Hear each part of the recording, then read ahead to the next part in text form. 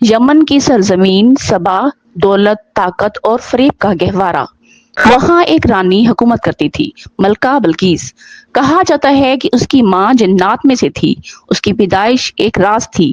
بلقیس دانش مند تھی، مگر اس کی قوم سورج کو سجدہ کرتی تھی۔ یہی خبر ہدہد پرندہ لے کر حضرت سلیمان علیہ السلام کے دربار پہنچا۔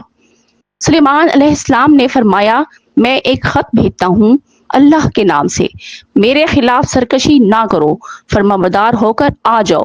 بلقیس نے خط پڑھا، اس کا دل لرز گیا۔ اس نے کہا، پہلے حقیقت جاننی ہوگی۔ اس نے قیمتی تحفے سلیمان علیہ السلام کے دربار بھیجے۔ سلیمان علیہ السلام نے فرمایا، کیا تم مجھے مال سے راضی کرو گے؟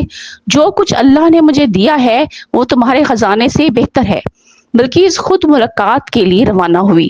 سلیمان علیہ السلام کا دربار، جہاں انسان، پرندے اور جنات جمع تھے، بلقیس نے دیکھا اس کا تخت پہلے سے وہاں موجود تھا۔ سلیمان نے کہا، کیا یہ تمہارا تخت ہے؟ بلقیس بولی، یہ تو بالکل میرے تخت جیسا ہے۔ پھر اسے شیشے کے محل میں لے جایا گیا۔ بلقیس نے سمجھا کہ یہ پانی ہے اور اپنا دامن اٹھایا۔ سلیمان نے فرمایا، پانی نہیں، شیشہ ہے۔